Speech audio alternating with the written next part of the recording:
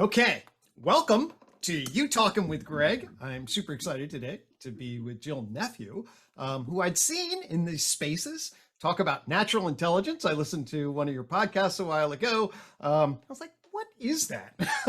Then Jill and I had a conversation. Peter Lindbergh hooked us up, and we've been sharing ideas, and it's been really fascinating for the last 4 weeks or whatever. I've started to dip my toe into natural intelligence and like, oh, I think that Jill's really onto something very, very profound here. And Jill's been dancing a little bit in UTOK, and we'll see what she thinks about that. But Jill, welcome.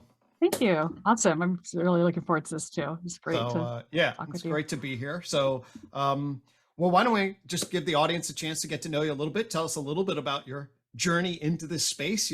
I think you're known in relationship to natural intelligence, but you can give us just a little bit of history to situate how you got to be where you are today. Yeah, that's actually relevant for what we want to talk about, because I think that that is, I'll be pulling from all that in today's discussion heavily. So my background, like many people in our circles, was heavy in the wisdom traditions early in life. So I have I feel I was officially ordained. We can talk about what that means later. In fourth way tradition, my mid 20s. Was very serious. I was one of the earnest seekers in my early years. At the same time, I was doing that kind of coincidentally. I spent a lot of the time working at a natural foods cafe that serviced Sonoma State University. So all my friends tend to be studying psychology, and I'm in Northern California. So there's just a ton of crosstalk and overlap. And back then we were very promiscuous. Like everyone checked out each other's teachers. We all just were into, and back then too.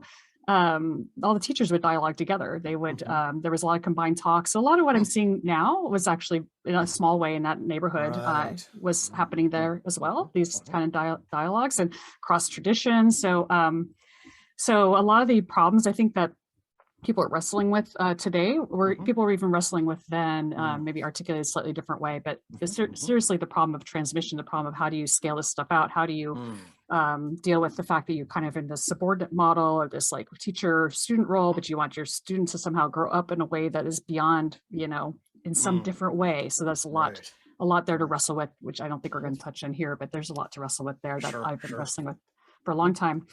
And I was one of the people, a lot also what you see today. So I'm same age, 53 now. So we're talking about the 80s, 90s.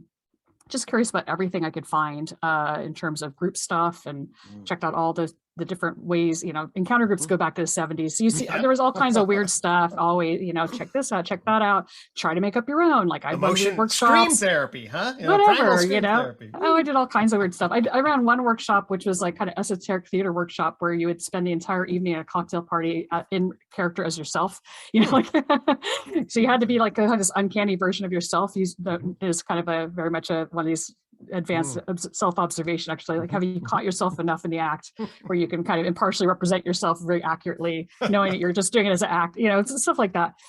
So that was going on. Right? Yeah. Well, I would argue Gurdjieff was very meta-modern. We can get into that another time. Yeah. So, and in my early 30s, just by the by, my grandfather remarried my new adopted grandmother. We really enjoyed each other, and she invited me to her group thing that she was doing. This was a group of older ladies, mostly over 70. I was the only person 30 in the room. The person running it was a 94-year-old Quaker, and it was a weekend workshop thing they had done for 15 years. They get together once or twice a year to do this, this workshop run by this 94-year-old Quaker. And they don't fly her out. And I was invited to join along, which the ladies were not super happy about, but by the end of the weekend, they were okay with it. And then they liked it. And so like, it's okay, you, but no more young people. It's like, we want this to be like our thing.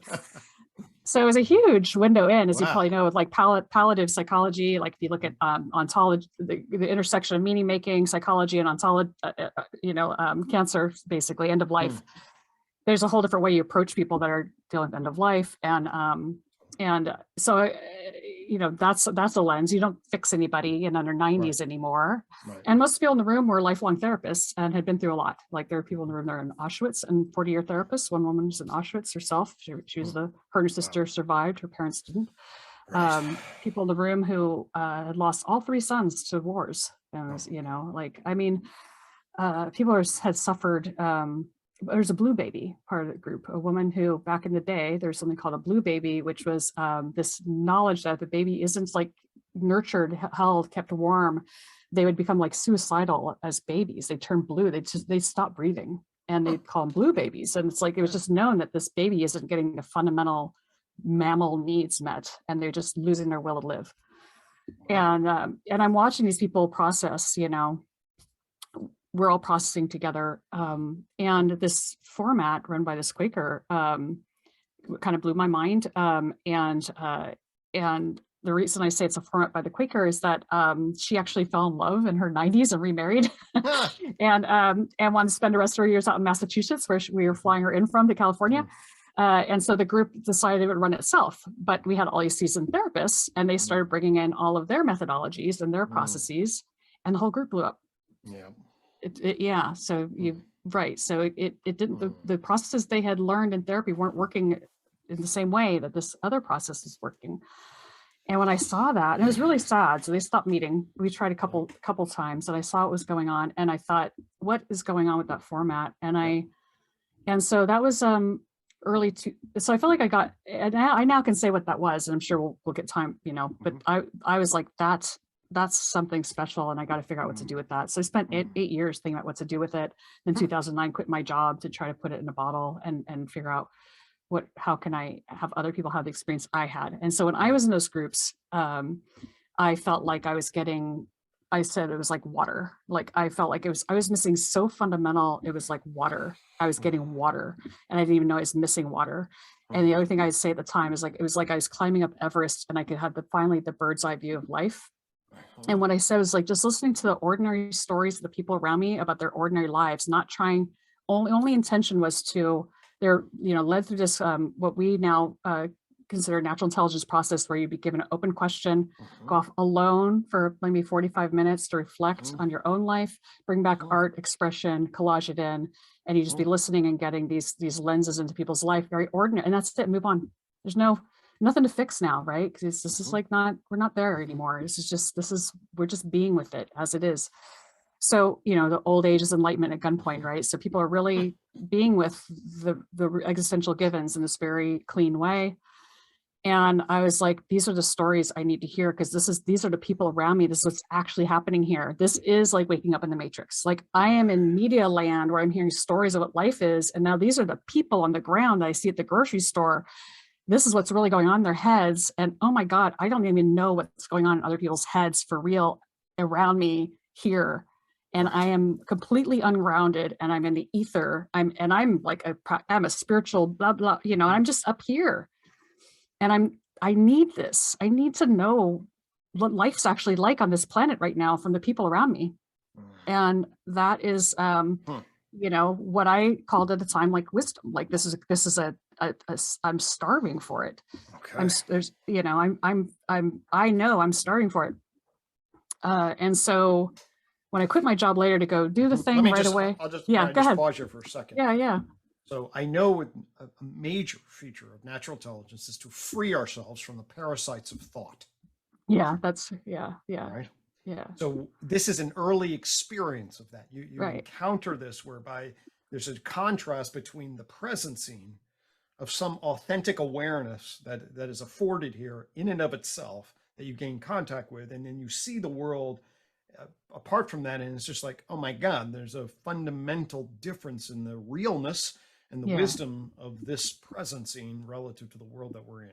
Yeah, the juxtaposition was like blatant and huge gap. And I had not seen that in other group modes. We can go into why that is, but it's quite clear to me now why. Like the conditions were set just right by this Quaker, and a lot of the Quaker tradition also has the right understanding assumptions and the right respect for individual connections who, it has a lot of the right conditions that would emerge maybe from a Quaker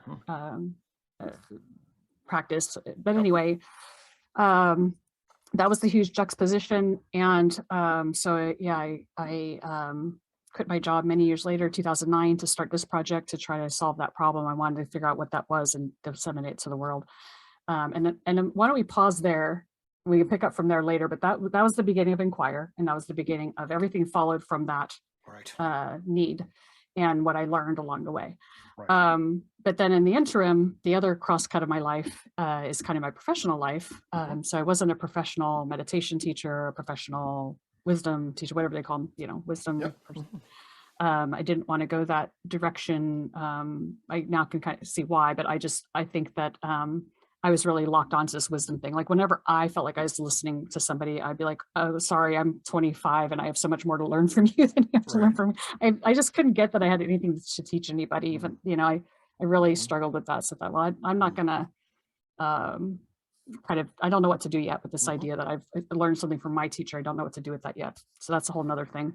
But what in the interim, I went off and had for my father, a penchant for really thinking about meta, how to solve problems, how to, you know, he was trained as a mechanical engineer, but got his foot in the door through all kinds of research programs and was always working on cutting edge stuff and PhD level teams. And so, and it was all kind of, you know, really a passion about like how you approach problems, how you reason, you know, how you work your way through things, and really, there was clearly his love as to this reasoning. Probably not coincidentally, the Gurdjieff system is about progressing through higher degrees of reason. That's like if there's a staged model, it's about like, how do you bring emotions into reasoning? How do you bring body into reasoning? How do you once you get those synced up, you kind of get to this different level of reasoning, and it keeps kind of growing out. And I think it really parallels this idea. You know, we could talk about modern cognitive science pointing at that, but opening up the capacity to reason outside of yourself now. So your reasoning is the foundation of compassion, altruism, everything else.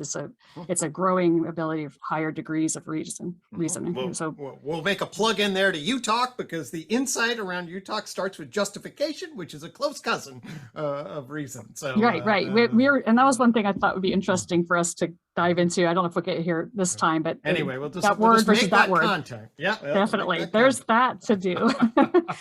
So I wanted to go the engineering track too, but I got completely taken by physics. I'm not great at calculating things. And you got taken by physics?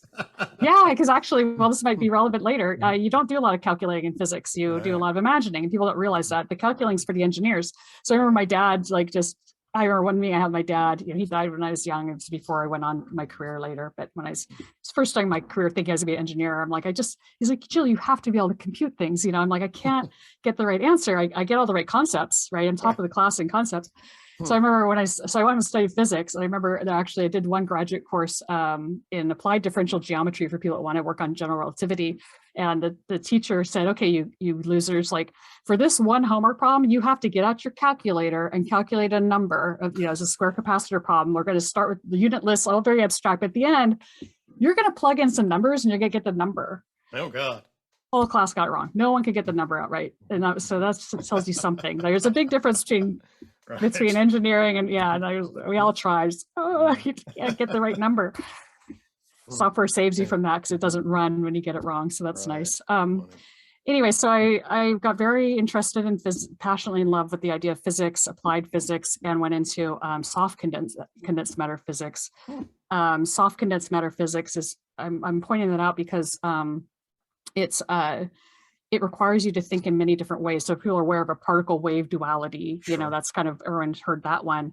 But a lot of people don't appreciate it. Really, truly is a duality. And if you had to take a side, you take the side of wave, not particles, the elusive, the wave's the real part. But when people think often in physics or naive physics, or when they think they're, you know, what you see what's out in the world, it's still Newtonian. I know you point to that too. It's still, everything's Newtonian. So it's bird's eye view, parts and particles, and it's not. And so I often say one way to check your thinking is just go to a single person perspective in a fluid system, and you'll see, you'll see things break down. You'll see, there's lots of assumptions here. This doesn't really apply as generally as I thought, because I can't say it for a fluid continuous system. So soft condensed matter is kind of this mess where, in a similar way, you have to think in what's called real space and phase space.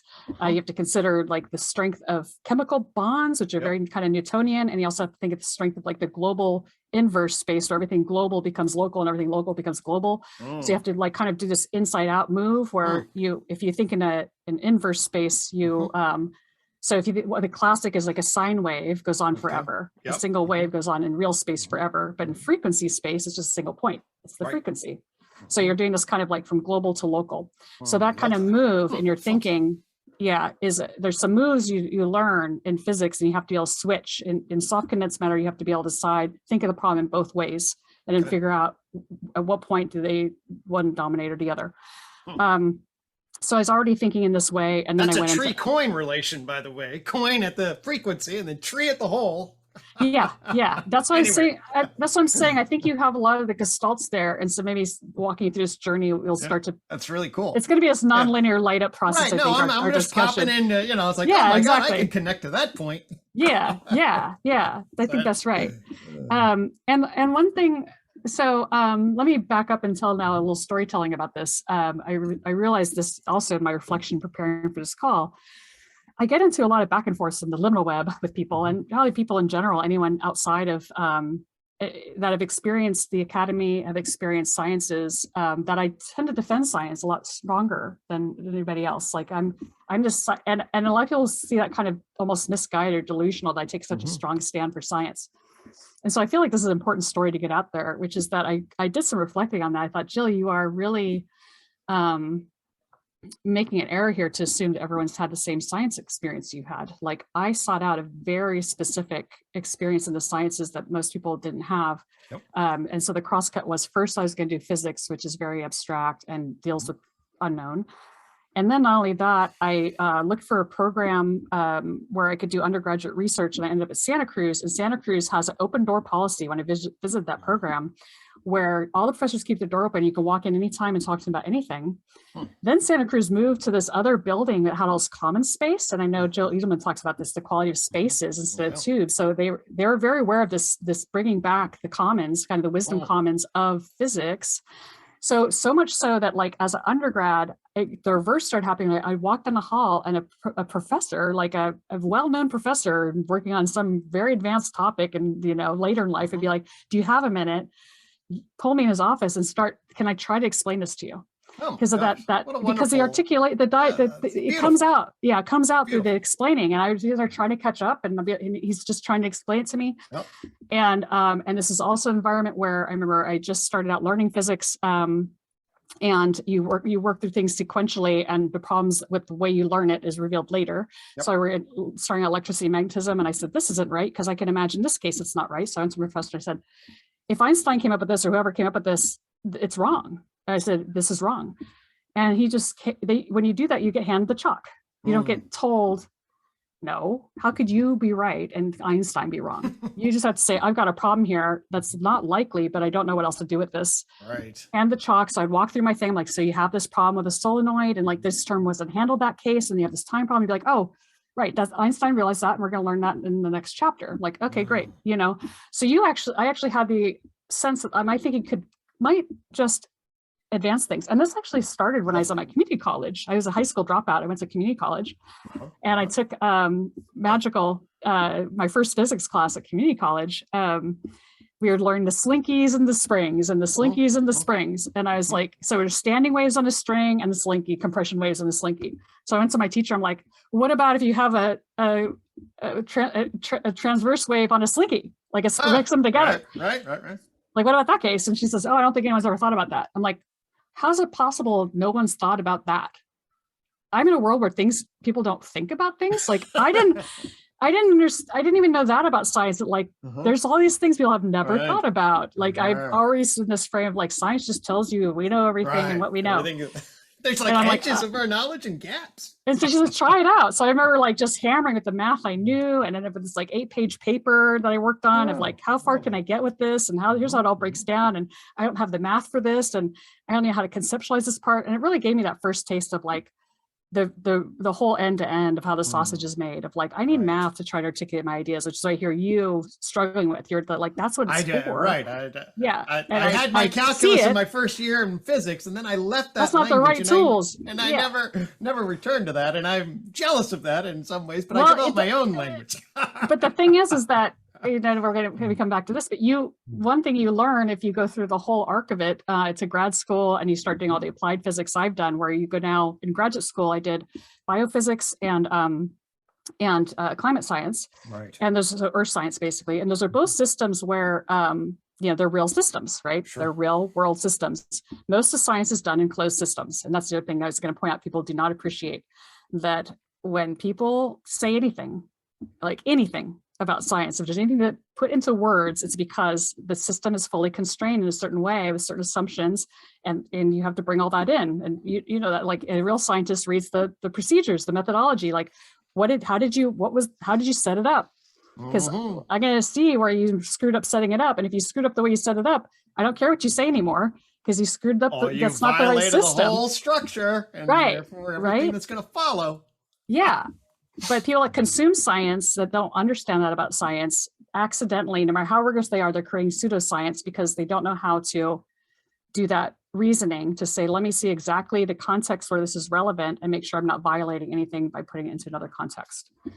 And that also comes, it's crucial. And it comes up a lot when dealing with these communities that are wanting to do science, but aren't willing to, or don't know how much work it takes to, if you're going to go into a new domain and use their science, you really have to understand origins, and do all this background reading and seminal work reading, and you need to really do a lot, and then check your thinking with somebody who knows that space.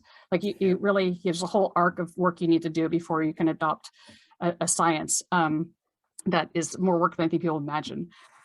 So going back to the story that I think might be helpful to you with the UTOK is that, the lovely thing, it's very much like Advaita. I think it's very much like an Advaita path where, at least the one I experienced when I do the exercise of Rupert Spira, is very intellectual about it. You are doing these thought experiments. Rupert Spira is doing these thought experiments where it's like, well, where's the edge of your consciousness? Was it there a moment ago? Does it follow? When does it go away? Like all these things that get you to realize the edge of your knowing. Yep. And then in that, there's this like the way it's explained is just like all of a sudden there's this sense of like, this way I thought this thing was trustworthy is not, but this other thing is much more trustworthy I thought wasn't. So you kind of adjust your trustworthiness landscape. Yep. And that happens, I was saying a similar thing I think happens in applied sciences that people don't recognize. So, you have the ineffable, you have the tacit knowledge of like a climate scientist who's looked at tons and tons of Earth data. And when he looks at data, he says, that doesn't look right. And you say, explain why. It doesn't mean there's words, but you can trust his thinking. Like, there's a whole, you're using that whole task, you're using that whole abductive inference layer, everything you've come to know from just having all that experience with the system to know when things don't add up. Yep. And so that's what's going on in the minds of scientists. And then that very intimate awareness of what a small subset you can use math with. You can solve the math with a bunch of equations you can write down, you can't solve. Yep. Like you could that haven't been solved before, that where can you even use them? And that's a very, very small sliver of the knowledge that a scientist holds. And that's what we've lost respect for, which is wrong. Like we need to that is what we're losing in this country right now. It's horrible. We need to recouple that tacit knowledge. How has this person spent their life? Respect that a mind does all kinds of amazing things. And if that person spent all their time looking at termites, they are the expert on termites. You're not. They are. You may say, why can't you just tell me this about termites? And I'd be like, I'm like, you don't know anything. Yeah, like, no, there's no languaging for it. I'll position this with an example that people may appreciate. So I'm pretty sure this is the right person. Doesn't really matter. But there was a chess grandmaster. I think it was Jose Capablanca. And he was getting interviewed. And they were asking him, hey, how many moves do you see when you look at the chessboard? And how many moves do you see of one? And he's like, I see one move, the right one.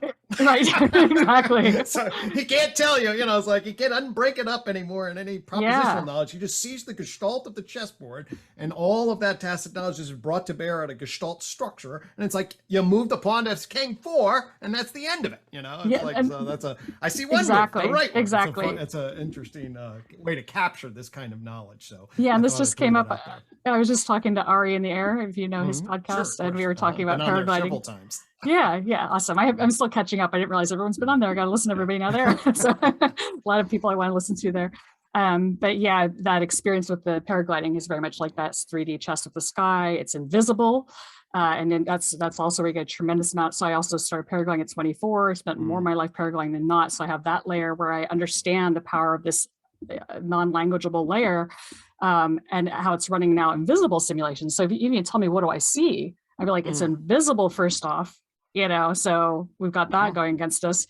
It's, I'm visualizing invisible air and I'm seeing patterns in the invisible, and it's showing me lines and it's showing me things, and it shows you things in your whole body, like where you're just certain in your whole body, like there's just that, it's like a feeling to it where you perfectly see the line, you perfectly see what's going on in the invisible, and that it's trustworthy. So you get these continual confirmations, because the only way to win competitions is that you're not trustworthy one time, but 1,000 times over 6 hours.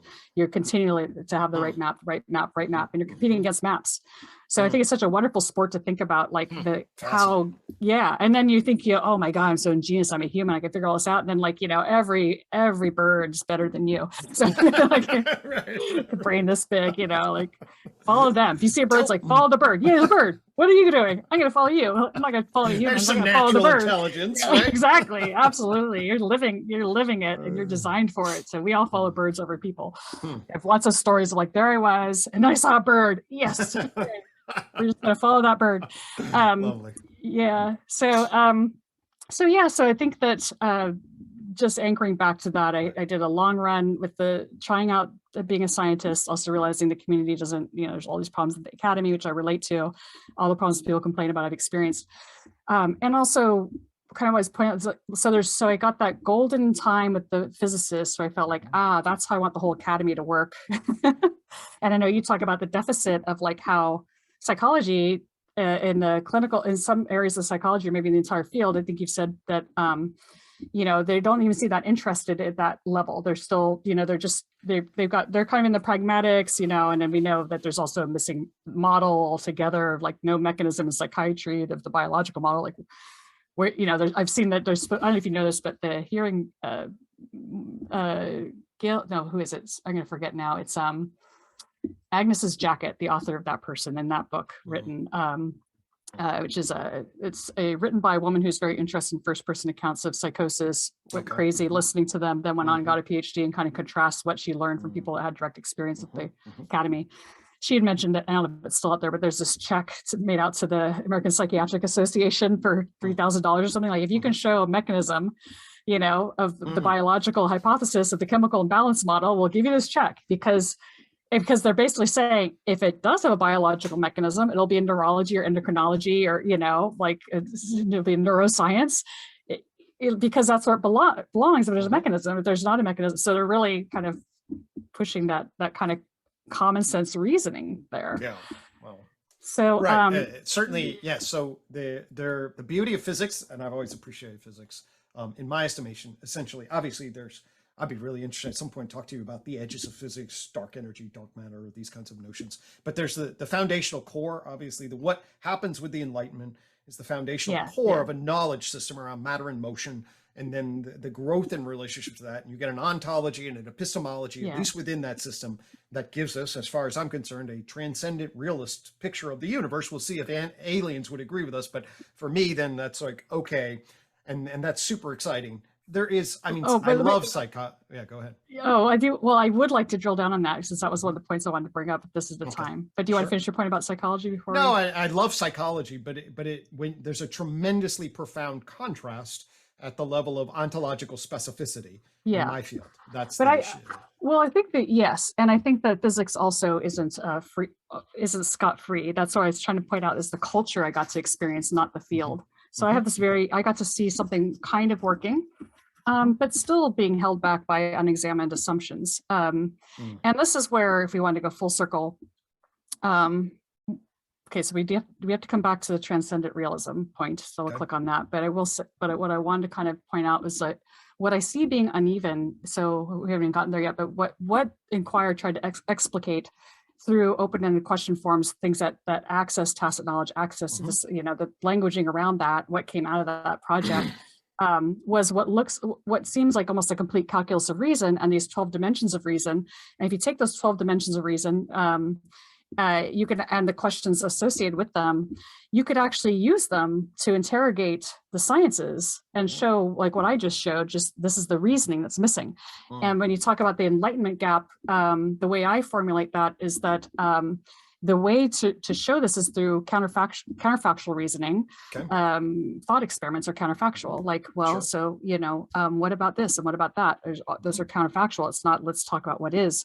Mhm. The Enlightenment, as I understand, said, why would we ever use the imaginal, which is crazy, psychotic, weird, untrustworthy, and imagination and counterfactual, let's just stick to the facts. And that kind of became kind of like logical positivism, and all that went kind of underground. So the stories I've heard Adam Becker tell in What is Real in that book, and may not be correct, but I'm going to be referencing that book. It's kind of like you had that as the backdrop of Enlightenment, and then you had the 40s come along, or maybe before the 40s, but the bomb come along, and basically that was kind of the nail in the coffin, where it's like, shut up and compute. And now people are very critical about that, and that's now known that foundations of physics was abandoned, and it became almost shameful. And so, kind of speaking to all the shame about the fact that we kind of rewrote history, rewrote science to seem facts-based, to seem like it's about this data-oriented thing, where the real heavy lifting of it is still this abductive inference. The warm data, as Nora Bates would put it, but that's where the real thing's happening. It has to be there, axiomatic, according to Judea Pearl. There's like no way around it. People said it's axiomatic too. He wrote a book about it, which helps me a lot. Just me trying to do the proofs, which I wrote a book about trying to do the proofs, and that was like, I don't have to think that hard. But yeah, so read his book, and you can show it's axiomatic that you can't get new insights from a closed system. You have to think outside the system. No free lunch theorem, all the incomplete, all these problems that say you. Like it or not, this machine, this naturally intelligent machine, has capacities that cannot be replicated, can't happen in our what we love, our closed systems, our logical systems, our models. We have to step into that ineffable, and then insight comes out of that space. And so that's how it works. That's how science happens. That's why it's always disruptive. That's why it's always paradigm shifting, because that thing ungrounds. It's a global operation.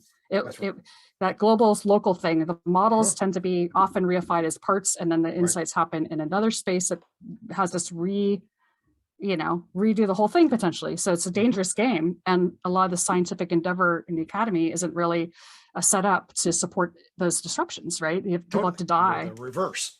Yeah, the reverse. People have to die because it's. You think if we could just be reasonable about it, we'd be like, okay, thank you for your work. Your whole model's been disrupted. We're going to shout it from the rooftops. This is no longer valid science. You should not be ashamed of that. Like, we're going to help you, but you have this stuff hanging around that's dead and disproven. And the little things that disprove it get this much attention. And the thing that's disproven keeps getting this much attention.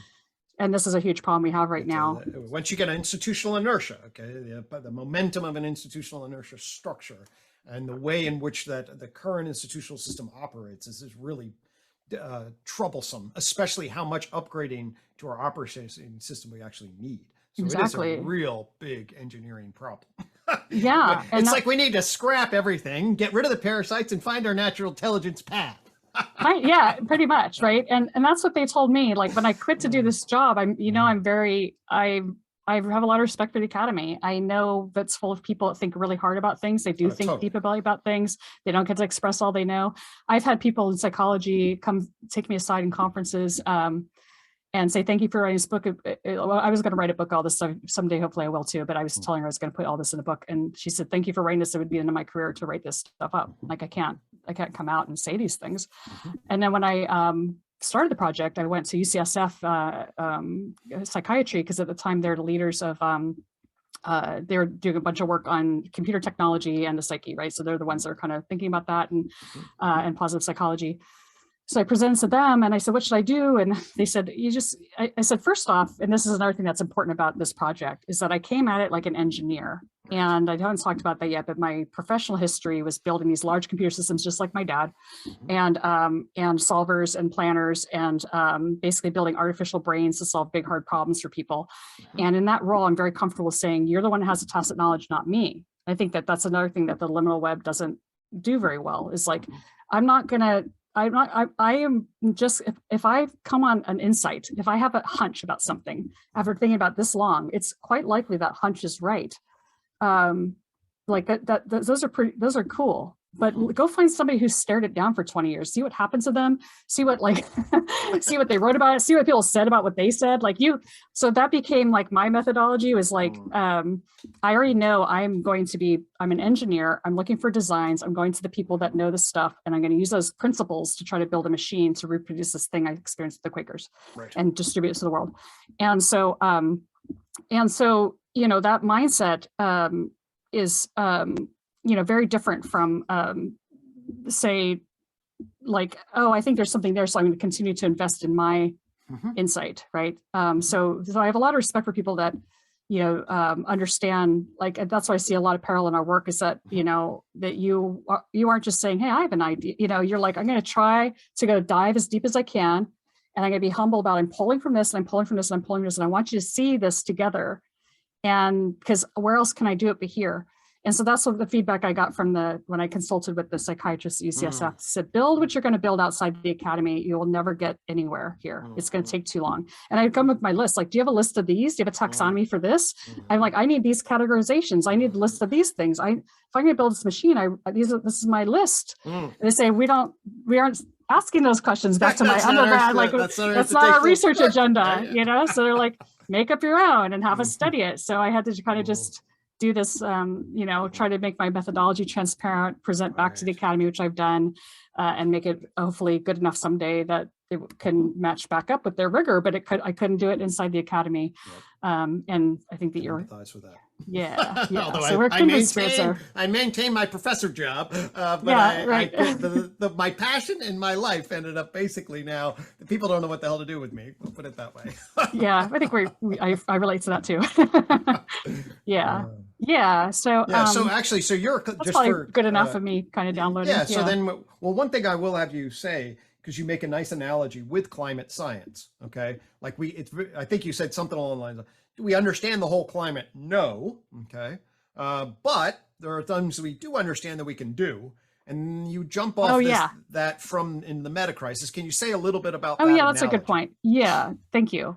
Thank you for giving me an opportunity to explain that. That's really useful. So the climate problem, studying that in graduate school, and not only studying it from the science perspective, but we also actively were part of like talking to different people trying to have influence in the world, right? So it's like really, and then I left that program wanting to kind of, the same time Al Gore came out with his message, I was wanting to get people to reason through the climate and follow reasoning arguments instead of the way people were thinking about, which was contentious and polarizing. Very much I can map it right into the lower level, higher level cognition. In fact, it's the same example Judea Pearl used in this book, the same argument. Similar argument where I would say, look, you don't need, so here's what it looks like, is that we knew enough to know what to do with the climate in like the 60s, and we haven't learned much else since then. As a pure science perspective, we can't be fortune tellers because there's only one Earth. And everyone say we don't understand it. It's too wild. It could go lots of different ways. We don't have enough of the story to predict it. But we can do a thought experiment, and this is the higher level cognition, where we can take two identical Earths and we add more CO2 to one. And now I won't do it right now, but I could walk you through an argument where I'm just only bring in those fundamental physics that are, anything else would be impossible. It's like you're arguing about like atomic decay. You're arguing about like the conservation laws. Like there's this impossibility to reasoning that we bring in without realizing it. And I point out to people, all this, you just don't realize it. You can follow this argument and be thoroughly persuaded that we are going to pay a huge economic price for this in mid latitudes, and like a ton of infrastructure is going to get destroyed, and all these things follow from this argument, and you don't have to like measure anything. We already know this. And the problem with the climate is that by the time you measure it, you're 200 years before you can make a difference. It's 200 years, and that's for the CO2. For the anything in the oceans, you have 5,000 years. Like, oh, we messed up. Okay, let's wait another 5,000 years and see if we fixed it. So you have to use thought experiments, and we aren't. And this is why we're in each other's arms, crying all the time, because we could see that gap between how we are learning how to reason, studying an N of one system, versus how people are thinking about the problem. So I go out and give a talk. I wanted to educate people with church groups or classrooms, and I try this. I try to give this reasoned argument, and always to be like the hand at the end and be like, I'm not sure if I follow what you said, but are you saying that the current warming is due to us or not? And I was like, I just spent an hour trying to explain to you why that's not the right question. I got nowhere. I got absolutely nowhere. And at that point, I was like, I can't solve the climate problem until I solve the natural intelligence problem. Like, we're not thinking right to even know how to begin this problem. The average person, we don't approach problems this way. And I just started seeing that everywhere. And I abandoned the whole, there's no point pushing at that level. This has to be solved at a different level.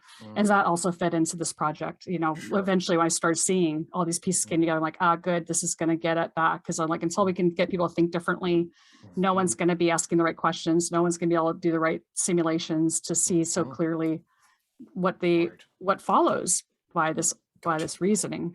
Okay. So yeah, and so there's so coming back to the enlightenment gap, I think you say that well. To me, the enlightenment gap is that we habitually go to that lower level causal data, parts, whole, beyond Newtonian way of thinking habitually. And then we stop there when there aren't answers there to answer at the higher level thought experiment reasoning. And you see how a rationalist view can shut down those arguments and shouldn't. So, and so this is like a pushback, the beginning of a pushback.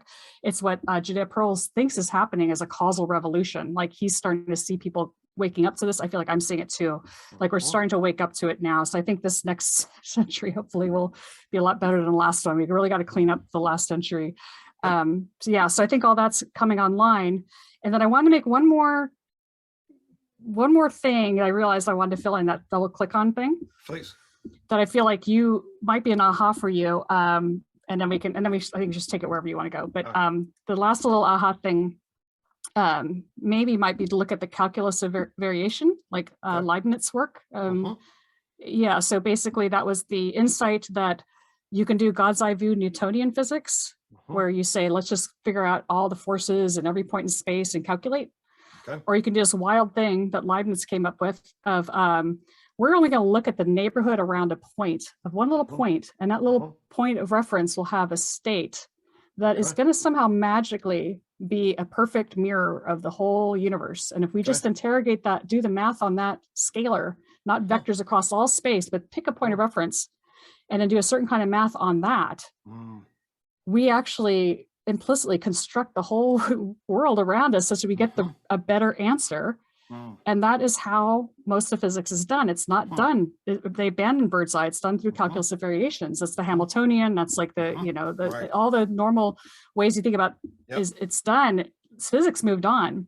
And physics, but they left behind kind of back to this problem. We have the problem of what gets reified in the scientific community, which we know is problematic. And then what I kind of say to people is I say, to me, if you had to size it, like that's the problem's that big there. What you're experiencing is this layer outside it, which is how it's communicated, how we're educated, how the media handles it, this whole shell of BS, which further reifies things and says, this is true in any context, science says.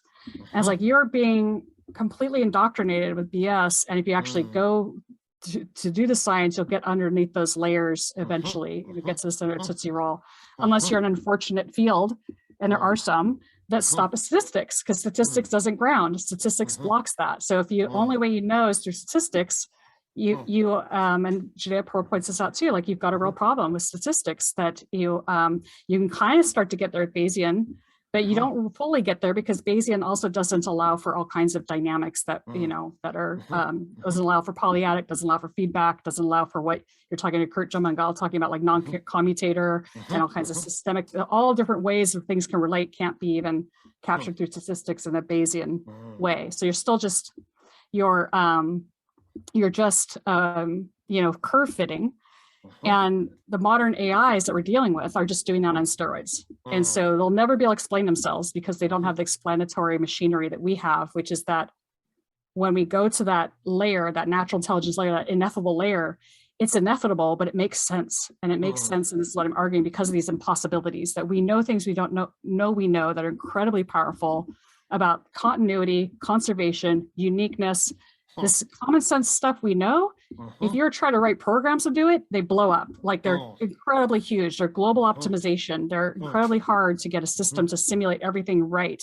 But we do it right. Like when we go through life, we have a seamless, continuous, very complex simulation of reality happening lightning fast. That's incredibly reliable. The lines aren't wiggling and things don't all of a sudden jump to a more correct version. Like this keeps up with the speed of life beautifully, and you can count on that, right? And so so what we say is that, like, yeah, that this construed world we know about that we're imagining into, we're not seeing the real world, we're seeing our imagining of it. We only sample little points and somehow construe this huge, projection that's incredibly reliable. Every time it's right where I thought it would be. It's like incredible.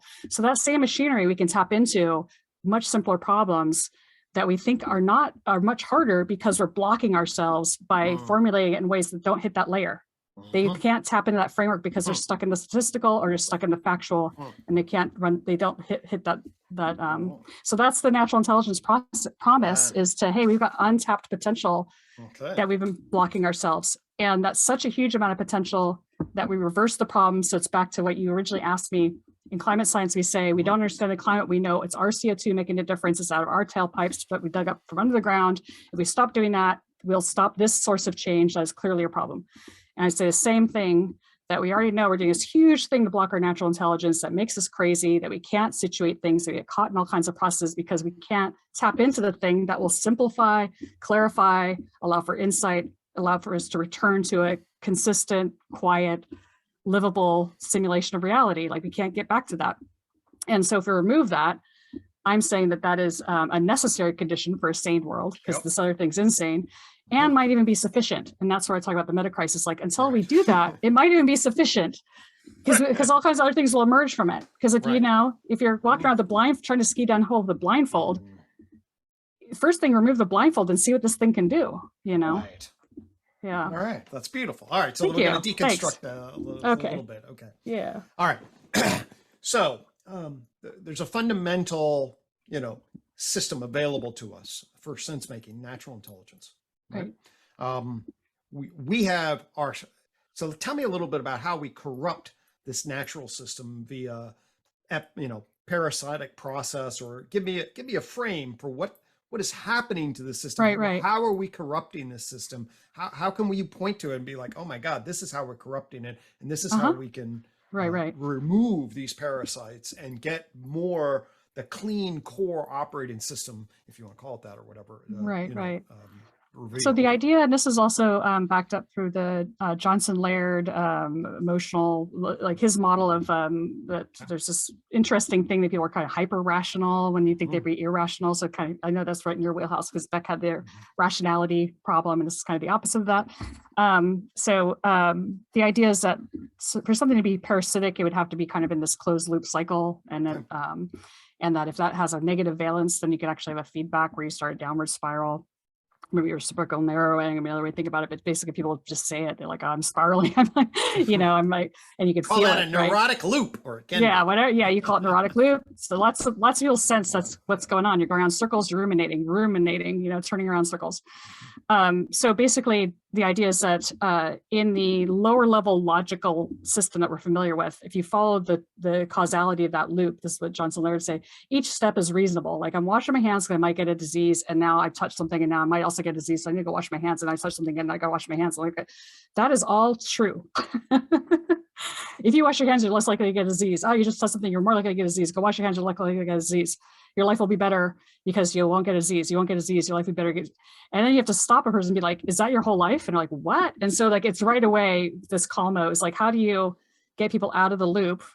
And there can be various things that restore, recognizing that so the thing is that it's too limited, that's one thing that would go wrong. It right away restore itself if you just get people to self-distance. This is the work that Özlem Ayduk and the construal level theory, kind of looking at like self-distancing just as a basic fundamental mechanism, and actually teasing apart more recently that in writing you can kind of look for that signature and see like, that's now it's effective as the Pennebaker journaling, will be effective. So ruminating, meaning making right away might just be the distancing move. You can get someone to do that. And I think that's completely aligned with the Calmo thing, sure it's in there. So that might happen, right? But what if that loop is not situatable like that? Like that's, what if the loop is just something that is a nonsensical causal structure that you're not allowed to question, either, because of authoritarian reasons or because it can't be grounded, because it's like, well, we know 40% of women are like this, 60% of men are like that. So this must be because men are doing this and women are doing that. Like, okay, what are you gonna do with that? Like, and if that's your way of explaining the world, you can't ground 40% of women and 60% of men into your direct experience. And if you do, you'd be considered to be doing cherry picking or anecdotal evidence, right? So when you go looking for a mechanism, you'll be going against kind of this, like, well, where are you arguing with the stats? So you get this weird, and then we know all statistical models, Judea Pearl's thing, you can always have confounds in statistical models. Simpson's paradox shows you how you can have like completely opposite interpretations that are hidden because there can be all kinds of hidden variables. And if you're not asking the mechanism or the causality of that system, you don't break it open like that, you'll never know. And you see that all over the place I mean, it's ridiculous. And the psychedelic research people right now are just going around and I'm like, at one point, if everyone's telling you I'm having a mystical experience, you're going to have to take them seriously. Someday you're going to have to take them seriously that's what the effective mechanism is. Like, you can't keep trying to hammer it into, anyway, you just see people going around these loops. And you're like, anyone with common sense would see, what are you doing here? You can just go ask a million people and they'll tell you what the mechanism is of a psychedelic experience. I thought reality was this. I found it's malleable. If I know I can change my reality, I'm free. Like, it's a tool of recognition of liberation, from the very first correct psychedelic trip to start to see the meta of your construal reality, for people to understand that about themselves is the hugest tool ever, because they may not know how to do it, but they all know that's an option. So their whole possibility framework is just blown open. And now they can return to a curiosity and start to unpack all kinds of other things, right? So that's just common sense. And anyone who did psychedelics illegally, I guess, as a young person, probably back to the 60s, yes. Like, my mind's been psychedelicized, the Chamber Brothers, and my mind's been psychedelicized. But that's not showing up because people are caught in these little frameworks. So basically you can see it happening in action there.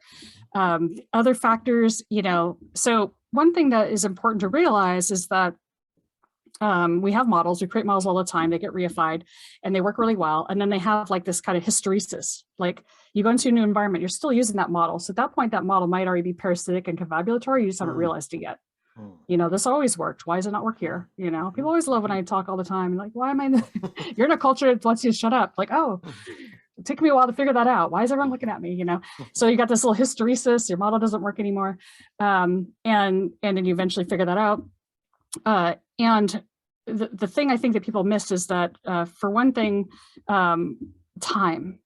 Time and there's two disruptive things going on. Like, if you think about what happens with insight. You first have to you probably want to be in a private place. And this is borne out by the wisdom research. So you want to do it in solitude. You can see one standard deviation increase in the amount of wisdom if you give people 5 minutes alone to reflect on the same question versus having them speak aloud to you in person. Gotcha. So that reflection time is huge. And if you just step back and think about it, what is your mind doing in an insight process? It is giving itself permission. It doesn't know what's going to happen. Insight it's not linear. Any part you go in thinking, well, I think the thing that doesn't add up here is that this person's just late for my meeting, and you go off and like think about it. You're like, wait, they're late for all my meetings, and what about that? And all of a sudden you're like, this person's been lying to me. This whole thing's not going to work. You need to go off and say when something doesn't add up, you don't know how deep that fissure is. You just see, I'm seeing at this level something doesn't add up, and so that process of having the time to unpack it, having to deal with the repercussions. I think Nora's talked about this recently, like readying yourself to be able to do that work. Takes time, takes space, takes energetic resources. It takes, ability to adapt. Sometimes you have to just go along with things as they are. And that all needs to be respected. I don't think people are very good at respecting that. That all needs to be respected. So it can just literally be time, energy constraints on people's minds that are going to keep them in the loops. Gotcha. For as long as it needs to happen. And if you think about shared fictions, like the societies engaging in shared fictions, that's what we do. And in some ways, the whole social pressure to conform to a set of social standards to keep us from being surprising, so that you don't have to do that kind of processing real time. Like you need people to, so being a free thinker is very threatening to the group, because real time, if you're not acting in this kind of way that is super protocol, that we can't go together really quickly towards this, off this cliff together. Yep. And then you're like, wait, we're going off the cliff together. It's like, kill them, like kill that person. We're going off this cliff together. So, recognizing that there's a lot of social threat to doing that process. and just understand the mechanics of all that. So, it might be better to go off the cliff with a bunch of lemmings than try to stop the stampede. You might be like, oh, well, here we go. Like I see this, but I'm not going to enact it. So I think that all these things keep us in kind of the momentum of the model that worked. And then the time squeeze is what Ian McGilchrist really brings in, with the fact that you can track it beautifully to the fact that we have two attention systems, that we do want to model Newtonian parts when we're in a tight time squeeze life-death situation. That's where we have to guess projectiles, intentions, trajectories. What do you want from, you're guessing, you're modeling this person, what are they going to do, so that you can bite them before they bite you, like that whole combat thing of being an animated. Plants in theory don't need to do this so much because they can't move, but us that have to move, we have to go Newtonian all the time. We're in land of projectiles. This becomes a crucial point about being minded, by the way, but outside that. Right. No, I know you talked about that. And I'd say like it's a new category comes in. I know you talk about that with the animal mind.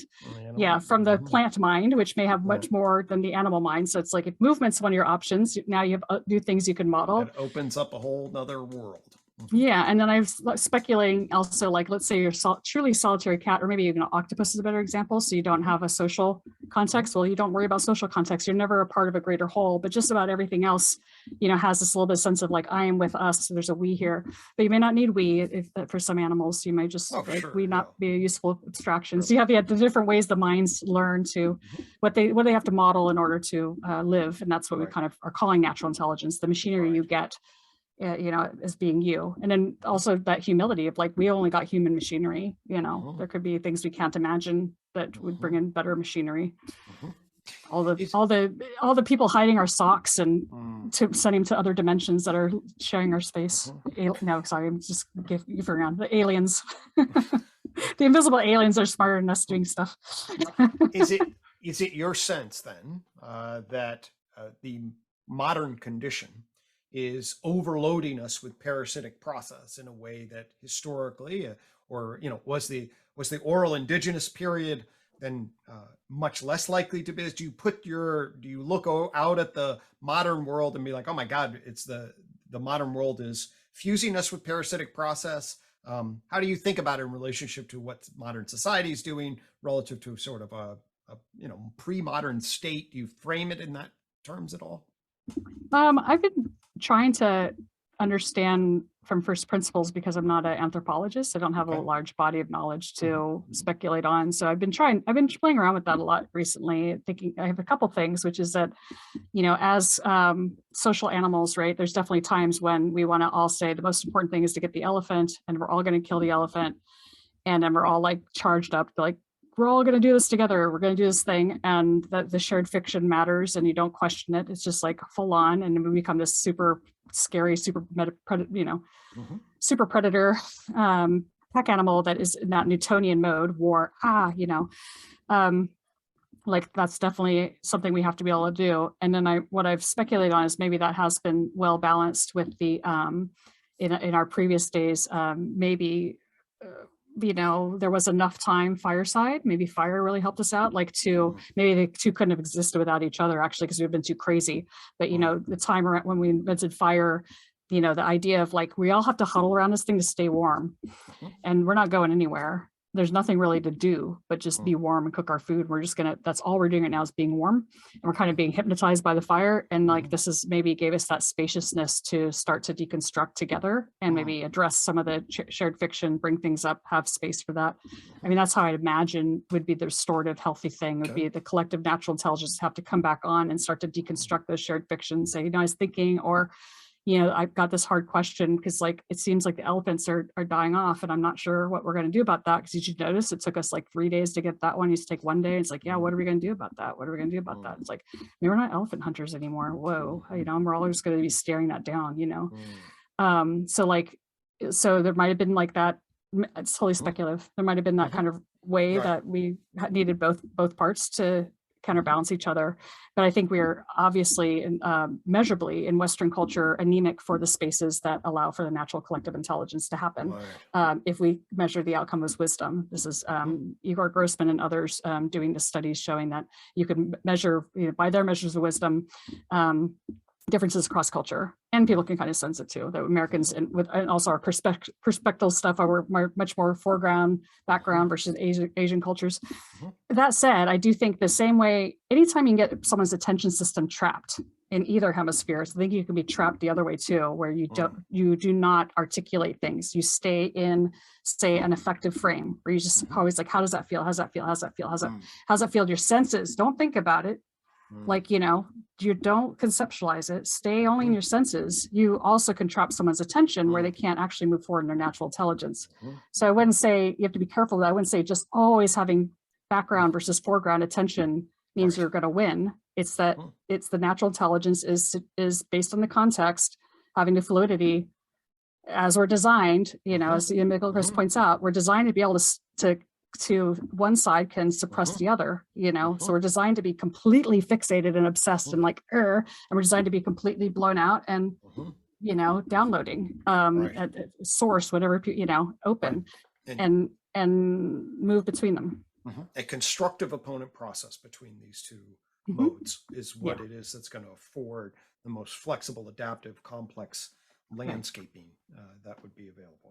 Right. And if you can get people trapped on one side or the other, they're very exploitable because they can't sense make, and so they'll you can, just like a robot, and I think that's a zombification. Maybe that maps to the thing. I haven't read Vervaeke's book on that, but maybe that's the it makes sense. The zombie metaphor is also in the Bill Chris work, when you feel as though people are doing things nonsensical and you can't seem to wake them up. It's that's their attention's trapped and you've got them. And then basically we're living in a culture that everyone, in the know, salesmen, everybody else, like, marketers, and as the whole psychology of selling and why we went into the behaviorist model in the first place and brought the American Psychological Association here is to get people to buy things and everything else. And that whole machinery, is designed to trap our attention, to control us and exploit us.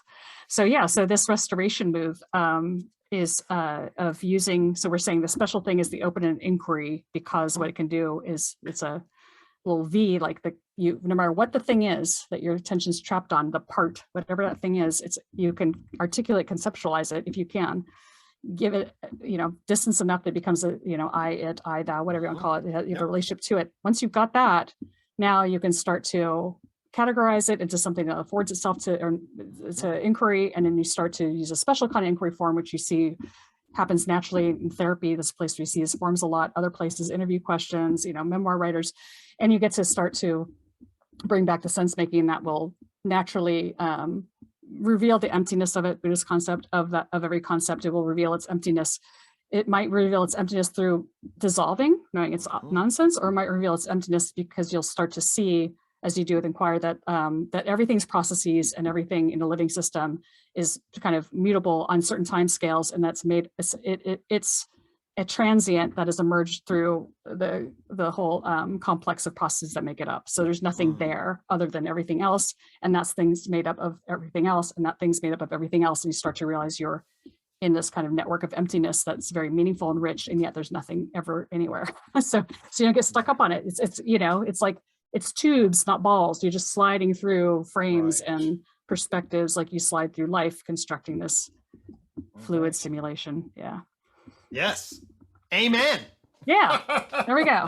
Got it all worked out. That's well, I have a friend, Rob Scott, who talks a lot about what he calls identity shifting, and then the fundamental identity shift. So identity shifting is essentially this whole move of, hey, you're in the lens, and then you see the lens, and then you back up and you see the network of lenses, and then you see the sort of master lens of the self that's lensing all of this stuff together, and then you ultimately get perspective on that. So the identity shifting is seeing all the lenses, and then having the capacity to wonder, what's a parasitic process, what's pure awareness, and then, oh God, what's the self? And then the self is a lensing structure itself, and then all of a sudden you're so he's doing actually a lot of I think his whole coaching system overlaps a lot with the insights of what you're offering, because it's fundamentally this subject object move, and then the getting fluid and flexible and adaptive, and the layering of awareness in relationship to that, and the dissipative structures that then become what are rigid and real all of a sudden become fluid process, and it opens up a whole wide Yeah. variety of different elements. So anyway, I just had some parallels there. But so Yeah. this Inqwire process is it's something that people can do. Yeah, right. Yes, they can. Yeah. So maybe I should talk a little bit about that. So eh, what was surprising with the project started out when I quit my job to go try to deliver what the ladies had, like what was I seeing there? First, I talked to the ladies and I said, wouldn't you love to do this with a bunch of 30-year-olds? And they're like, no.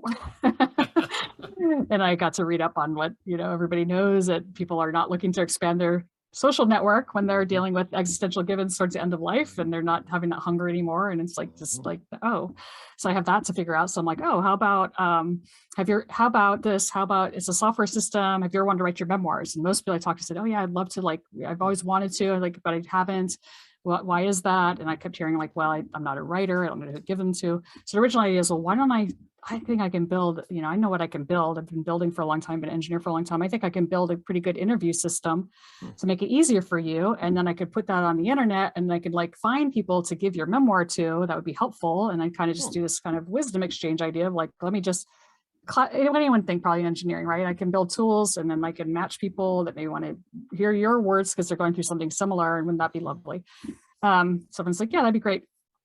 So I just went off to the races, and I came up with 5 questions that I thought would be good questions. And and then I went to my friend, Dr. Susan Campbell, and I said, you've been a lifetime clinician person and psychiatrist, you think if there's any problem writing a software system that asks people these questions? It's like, oh, this seemed like safe questions to ask people, a good question. Great. Then I walked off and I thought, well, I just kind of came up with those, what, how many are there, and how many, what made them great? And what I was all of a sudden, how, are there more questions? My engineer brain is why would you stop there? And, and I probably would have actually had a pretty successful little startup if I was stopped there, because that's actually where you want to stop. But I'm much more of a scientist. Yeah, I couldn't help myself. And so I just went crazy for a year and a half, $600 in used books, cheapest Amazon, and just books of questions and and what do people, what are these, and what are good ones, and listening to Terry Gross interviews, why didn't she just ask them, or what was implicitly asked, or when someone said, oh, I just realized something, what would you ask them to have them reveal that? And it just turned into a year and a half of just trying to get at what that was, and just to come up with kind of the first round, version 1 of the model. And the model's gone through many revisions since then. And then also realizing they were tapering off. I wasn't finding unique forms. Once I started modeling them, I was like, oh, I'm not finding unique forms anymore. I started asking people, what are some great questions to ask people? I asked them, just I got that one. And I was like, oh, this is getting pretty complete here, which is fascinating to me as a model builder, right? And then how that's really cool. When you realize that that's something complete, you can build a lot with that. So that's what the project, it became like that. And then against it, having a long history in meditation things, and also just asking myself, how would you have these insights, and doing all these thought experiments and testing these question forms, I became very aware of the semantics of the question. I became very aware of the feel when you ask a good question, how to, I think I already had a lot of that, but it was super dialed in, where it's I could just almost go by my sense of feeling of better. And then I'd run it against a whole bunch of scenarios I had kind of lined up, yeah, that's a better form. So there's a whole bunch of language engineering of what to removing biases, finding the right word. So it's polishing lenses. So I almost feel me and my co-founder we're like watchmakers. We're in there trying to use really precise language engineering. We'll spend a whole day tweaking a word sometimes, if it's in the question forms. And so there's a lot of science to be done on this. You came up with about 1,000 forms. Wow. But they're good enough. It appeared to be good enough for people. And so what happened kind of by the by with this is I ended up with that model. It was still supposed to be a memoir engine. And I threw it to my sister, and because I always wanted to write a story about this pony she had. She has these great stories. I'm please write the memoir of your story with your pony. And she started using it to work out issues with her girlfriends and her husband. And she says, this could really help people. I'm like, you really need to put it out there because it could really help people. And I was like, I'm not doing a therapy tool. I know this world. I'm like, oh God, no. And she's like, no, you have to. And so it was a lot of moral, because I just thought, what a troublesome domain to try to, what a hard, that's a hard domain. I don't have the credentials for that, everything else. So at this stage of the game, is it then it's a memoir That was It's the trying to, idea. It would be a it's tool for old essentially people to a pull out tool, their right, to life pull wisdom. that system where you had that experience. Okay. I Yeah, wasn't sure that pull that out was the, those stories okay. from your life, like Mhm. what got you over? What was it like? What all the meaningful questions, so people could Mhm. hear those stories, right? All And right. so, but then when I realized, so then I was in QA testing the system, and all I did was write down three like simple, was your when you're QAing or quality assuring your software, Mhm. you come up with really simple unit tests. They're just the simplest thing. So I wrote down the simplest three things from my life: positive, negative, neutral, because I want to check for if I had any kind of bias in the Mm. questioning that would kind of, because I would have hunches like it's probably better. And I was trying to remove all my biases around the I'm fogging on the words. We're getting close to the hour there.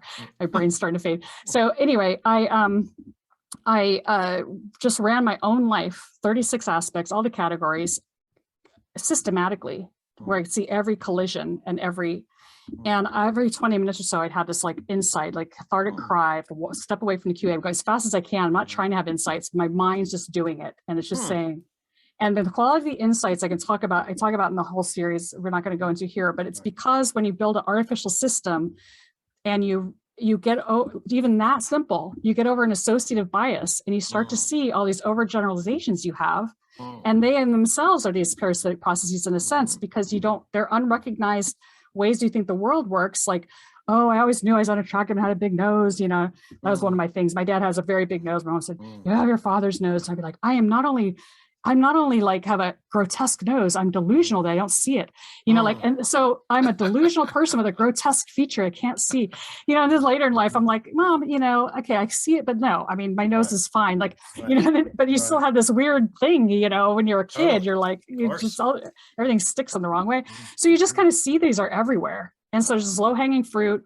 It's what the memoir writers talk about, that they get a new lease on life, that they refer to the memory, not their memoir. It's transformative.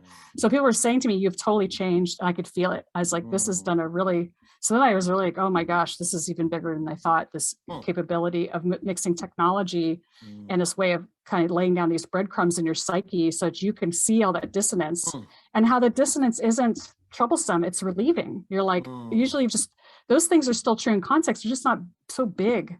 They're just nuanced, and everything becomes nicely nuanced. And then you start to also realize through that process, I realized that all the ways I'd overgeneralized, I was missing all the complexity of my life and all the ways I was quite brilliant as a living thing in a very ordinary way, that my life was like, I was brilliant, but ordinary.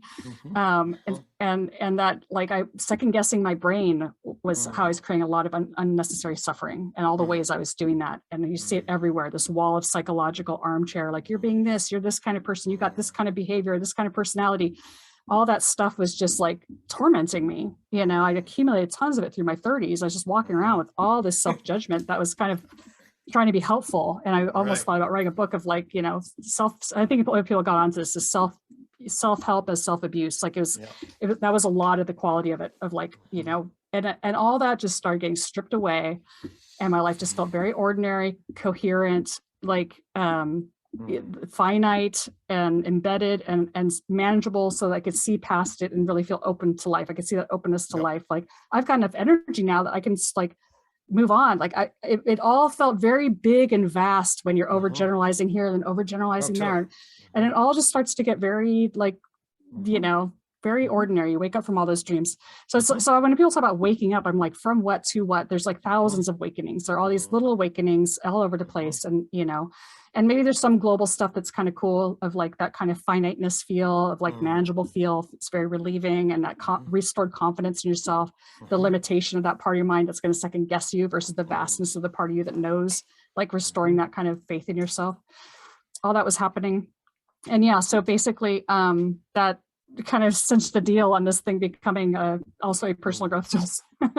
So yeah, people can just show up, and it's really simple. It'll feel just like, even if you don't say it's like therapy, people will say, if you say, if you've done meditation, how's it compared to meditation? If you've done journaling, how's it compared to journaling? If you've done therapy, how's it compared to therapy?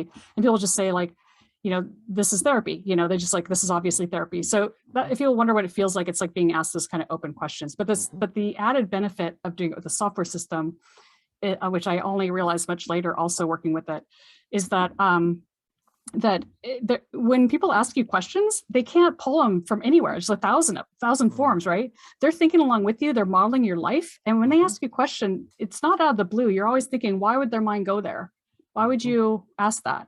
And so I'd hit questions that for me were very private. I thought if someone asked me that, I feel so defensive. Like, why would you even think that to ask me that?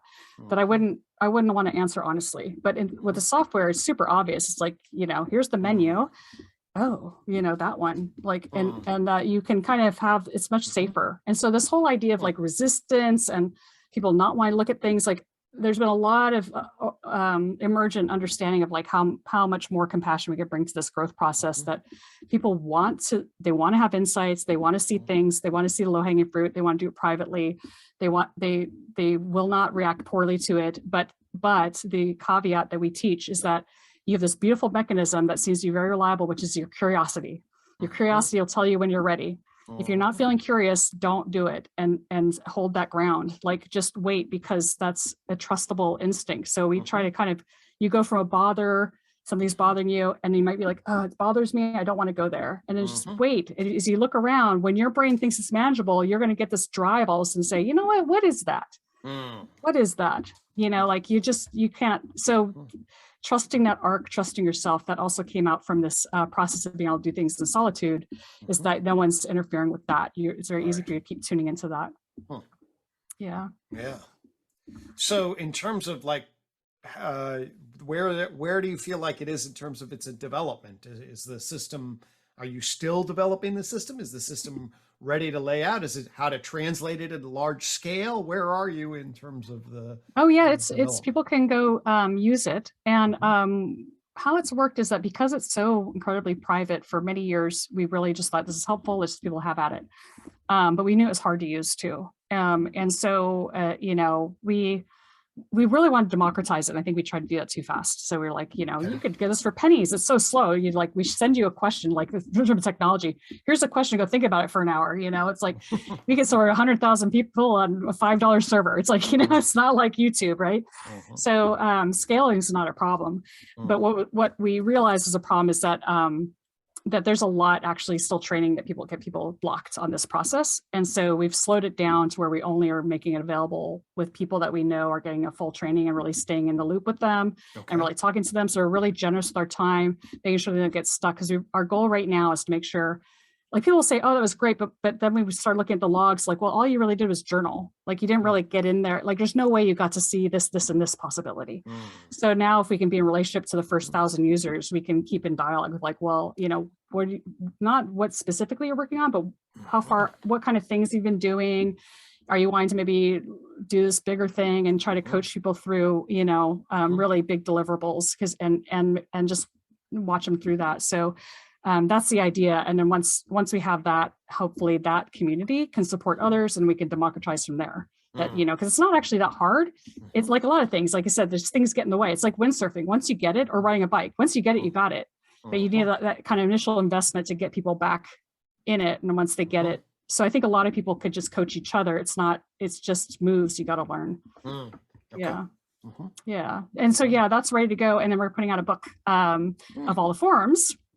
And our hope there, which I talked about in the STOA series, our 4-part series. In the 4th part, I've kind of named this thing that I came up with, which is this idea, and I know you speak to this, is that you have clinical psychology has come up with all these different ways, and you can actually map them into this graph based on kind of these dominant modes or even these dominant processes. And so there's no problem with that. We want that. Ideally, you'd want that coupled to a context. You want to be like, someone comes in like, I have this challenging belief. Well, let's talk about that belief. Like you do want to help people get there, right? The problem is if you're married and like, where in psychology, clinical psychology, do you actually say, here's your full menu of options, and kind of saying like, if you're dealing with somebody and they're not getting there, and you feel like you're what you feel like they need is have some insights, or they don't feel like they're finding the plausible change in their life to move forward. This could serve as like a cheat sheet to say, well, here's all the other places maybe you haven't looked. It wouldn't be necessarily coupled to it. You'd have to rely on your own professional tacit knowledge to know how to deploy it, but at least maybe get you to imagine yourself the moves you may have missed, because there's so many, it's like, and it is one of those weird things where when you're looking in one direction, you're just looking at beliefs. Beliefs feel like everything, or you're just looking at identity. Identity is everything. So it helps to have something move, because it's a hard move to pull back and go in a whole different dimension. Totally. So if you have a little cheat sheet, so we're going to release this kind of handbook that's all the forms, 1,000 forms in like kind of a Mad Lib form. So anyone who uses questions for their professional life could start to deliver this value, because people shouldn't be stuck, right? If people are stuck and you're the one caring for them, we want to give people tools so people can help them become unstuck, however whatever that looks like. So and then we are going to continue to support other people that aren't maybe in that profession directly with the forms, however, case by case, however is necessary. Yeah, so there's both the clientele, and you're also seeing service professionals utilizing this in ways of fostering guides for flexible adaptive thinking or supplements. And true client-centered. Yeah. Yeah. They can just check themselves, like how, they could even build models with it. And eventually if there's, the little bit of talking I've done with, well, I guess I haven't that many over a decade, but the sociologists I've talked to and the clinicians I've talked to give them a full software suite, which we could do, visualization tools and like modeling tools and everything, that will disrupt a lot of their workflow.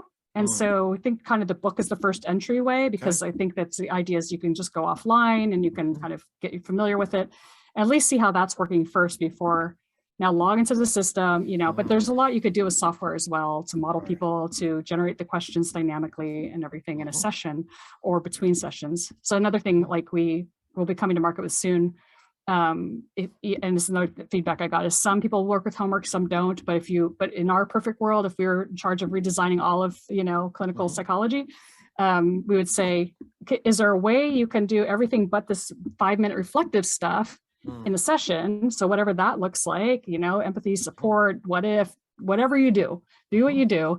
And that one part where you want to ask them those open questions, can you just get them to do it as homework? And we can give them like a homework system. Like you can jot it down. You can know, this is what we're talking about. We're talking about your mother and this thing that happened, right? That's the thing you wrote. Yeah, that's what we're talking about. Okay, I'll give you a few questions as homework. And then we'd be kind of a homework tool to make that really easy, that someone using the tool could start with those questions you gave them, but also be like, here's some other ones too, if you want to keep going, or related things. You can go as deep as you want on your own.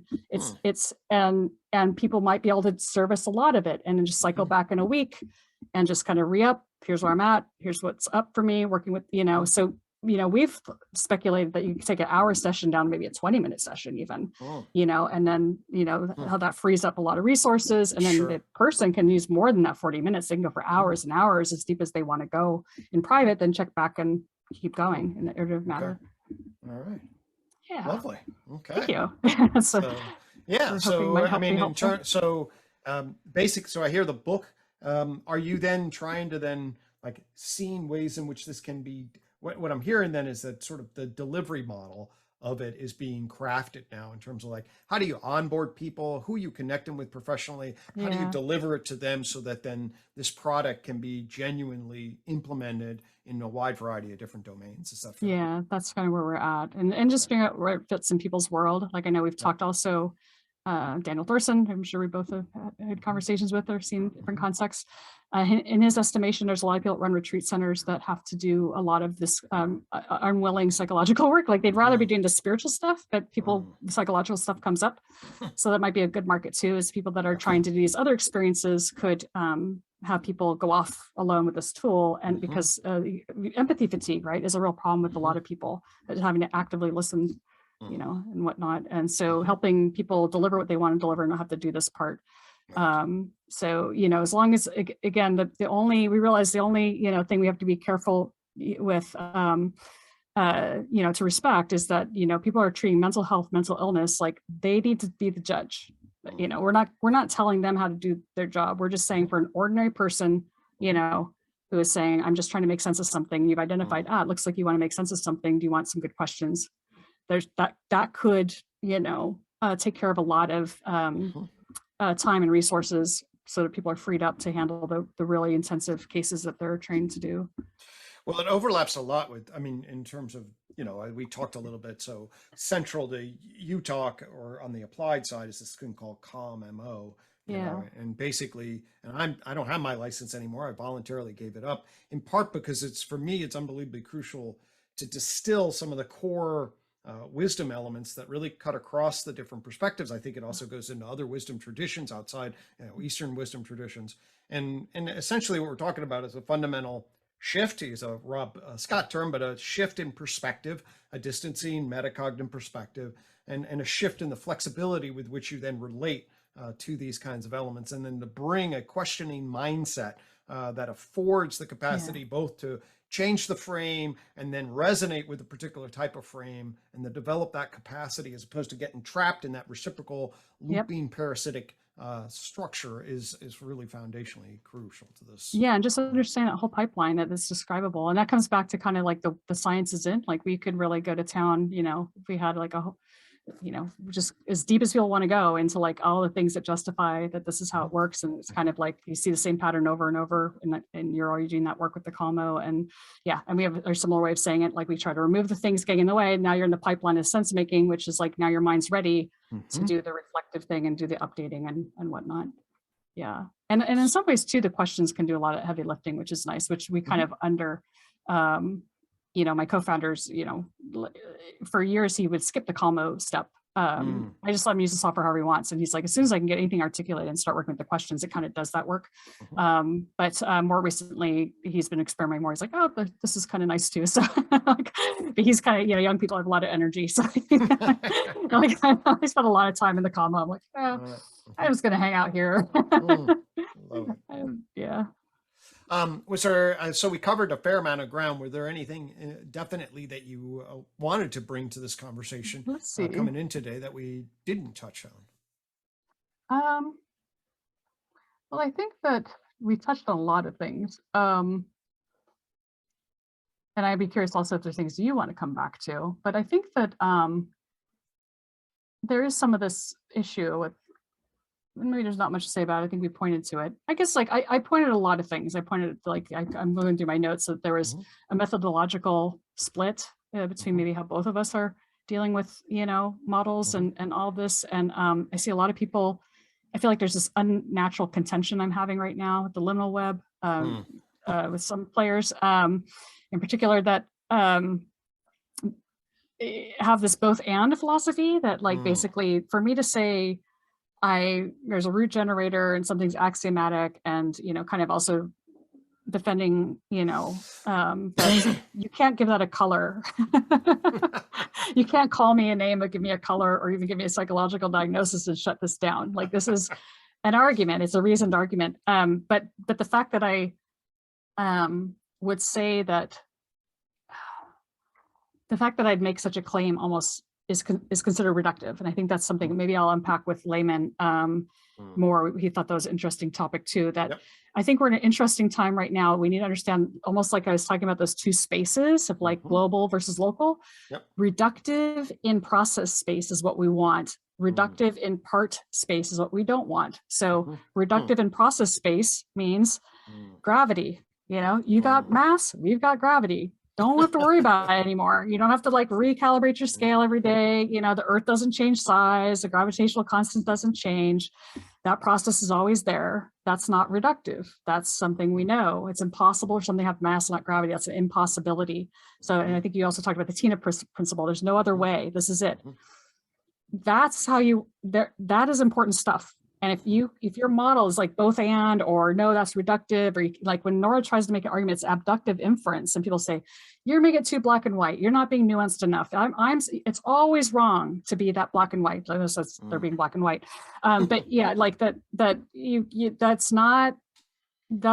problematic. And it's really hard to push back on. And so I've had to leave some communities because it's gotten so hard for me to kind of take these stands. And another problematic thing with the liminal web is that a lot of people don't have training in science, are applying fields of science in kind of this global interpretive way to kind of construe their theories as people do. But I think there's like a lack of recognition that's the reductive move we want to avoid, actually, to say that there's only one model, because these things are not, there's an epistemic humility. It says these things aren't knowable. And if you really study even these big physics models of like, like the big, if you go on big physics with big history, you're free to adopt them, but you have to recognize that like there are lots of contenders and there's lots of problems. And so there's like a little bit of a lack of humility when I kind of point out, and particularly around thermodynamics. And it's not just this community, but it's also the scientific community. Me and Lee Cronin are both actively pushing back on like, there's, and other people I know that are my friend who showed you can make a cart go downwind faster than the wind. Boy, he's been a controversial character for 15 years and right. And so we met, he's a paraglider pilot too. We caught up recently. We both like shouted at the same time, pointing at each other for closed systems that are non-interacting. That's what the second law, and like, because we both have dealt with it a million times, like people don't understand the second law. And we're like, so there's a little bit of that going on where I'll say something where people are like, you can't disagree with the second law. And right away, no one's going to listen to me anymore. So that's happened a few times where like, I'll say, I promise you, if you are, instead of rejecting my ridiculous claim, you force my feet to the fire, we might have a really interesting discussion. And that's what I want you to do. Force my feet to the fire if you think I'm being reductive or overgeneralizing. And like, we'll get there. But I don't really see a hunger for that. And I think it might be a little bit of, I'm curious about it. It's fine. It's doing what people do, but it was kind of what was the end of the intellectual dark web, supposedly, is that everybody eventually just started supporting each other's position. And I know we talked, you invited like criticism, and I thought that was interesting. And I don't know if we want to do it live, but like, I was like, sure, we can, we can like try to model what this, critical discourse could look like. Yeah. I'd welcome that. Yeah. And likewise, right? So that's what I'm wanting. Okay. I'm wanting people to say, oh, I see what you did there. Did you know this paper you referenced, because we finally got down to that layer, has a problem? And I would be like, I need to know that, Right. Like I want to and need to know that, because I'm counting on that person being right. And that, what am I missing? I'm not claiming, my argument is not claiming global galaxy mind. My argument is saying, when I cobble together after hunting very hard at the Academy across 35 different fields, I'm finding stuff I thought was credible and put it together, I can actually make an argument that says something, just like I would do with the climate, saying between the atomic decay and carbon underground and the way there's like a bunch of physics I bring together that is trustworthy to cobble together. Like, we don't know how the climate works. We know we should stop dumping CO2 into it. And so I'm saying, how would I have an opportunity to make that argument? I'm like, so hopefully the book, Layman thinks the book will show proof of work. Like, I've worked really hard at this. Here's a giant book. It's 800 pages, 1,000 forms. It's you don't do it casually. So there's something there. But yeah, I think in general, like, and then also acknowledging the natural conflict of interest. So I think that both of us are working outside the Academy for that freedom to go at the speed of truth and hold on to our strongly held opinions lightly. That's a special situation to be in for both of us. Like, I coupled my company to it. The mission statement is that create a world that makes sense. If our theories don't make sense, we have to fix them. We're bounded legally to like fix our models to the best understanding. Like, it's not even optional, right? So I have to stay fluid. We don't claim our own knowledge. We tacit knowledge other than maybe how to build a system, but we really rely on the knowledge out there. So both of us in that position, this idea of what we want that the Academy doesn't have, right? That freedom. And there might be others in the community that have that fluidity, So maybe identifying who has that fluidity, but who's also would lose livelihood or lose, have these harms that the Academy would have to have their models disrupted. If we painfully kind of did that assessment of like, are you wanting to like kind of enter this arena where we're going to just try to shred things because we care more about truth? That's how we're approaching the problem. Totally. Yeah, like I would love to kind of have that formalized somehow. Maybe we'll have, that this is actually a nice setup for us to maybe circle back in and have a conversation with that as a frame. Huh? Yeah, I think so. And shred's probably too harsh, but I've already touched it. Yeah. Yeah, I mean, certainly. I mean, I get trained as a scientist. My dad's a skeptical professor. I can relate, and the need for it from my vantage point. This is absolutely, if we're actually going to generate something, whatever this sort of movement is, if we're calling for something that actually is transformative, if we're in trouble, we have to build off of something. I mean, I don't see how you could argue anything other than that thing better be sound.